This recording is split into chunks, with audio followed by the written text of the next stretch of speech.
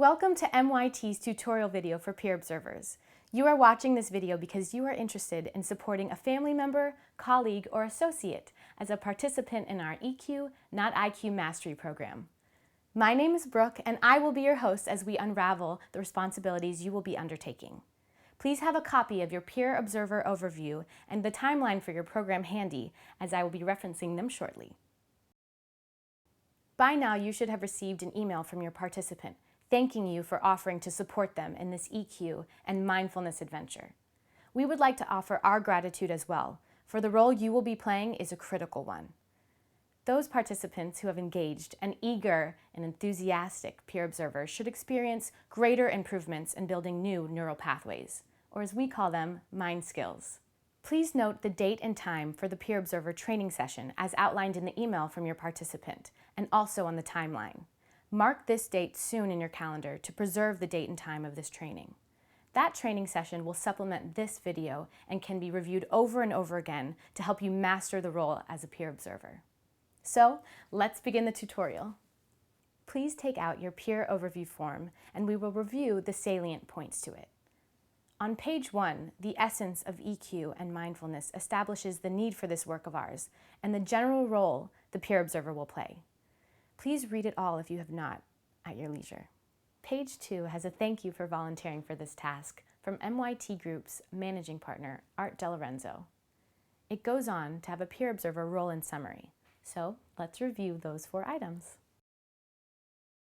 Number 1, watch a short video where the responsibilities are reviewed and you can watch a 15-minute feedback session being demonstrated. Number 2, attend a 45-minute peer observer training conference call. Number 3, make a commitment to providing feedback to your EQ, not IQ mastery program participant. Ideally, this would take 15 minutes every 3 weeks. You and your participant will come up with a timeline to identify these sessions. Your participant will designate you observer number 1 or observer number 2. Once you receive your designation, use the timeline to identify when you are at bat. The deadline is always a Friday. So any day and time your participant and you decide upon, up until that Friday is fine. Then it goes on to state some peer observer best practices. Let's review those as well. Number 1, prepare for your 15 minutes of feedback ahead of time. Summarize and connect your thoughts to the IDP, Individual Development Plan, so that the participant can see their progress or lack thereof. It is normal for a participant to have a goal that you may not be able to observe. In that light, it is your role to act as a resource to the participant to hold them accountable to following their IDP. It is not uncommon for a participant to experience a roadblock early on in the program. Your encouragement to them to stay the course and to use their coaches to help them break through the challenge would be helpful. Coaching calls are rarely 2 weeks apart. Being honest is being direct and clear. The participant will have the best chance of growth in acquiring the aforementioned mind skills if you give the feedback the way you see it, both when it is a tough message to deliver and when it is enjoyable to acknowledge positive growth.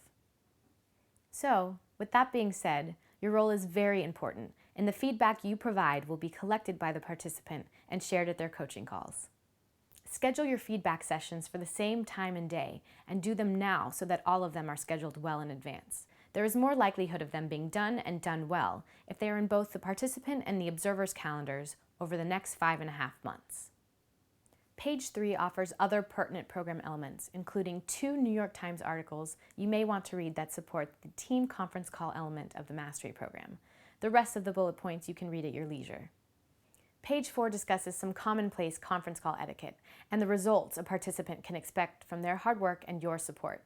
These can be read at your leisure as well. Page 5 is a sample feedback form the peer observer can use to provide the requested feedback. Pages 6 through 10 you will find a sample individual development plan, hereafter referred to as an IDP. This is the document the participant will receive and then pass on to the peer observer. It spells out their strengths and opportunities and is the roadmap to building those neural pathways.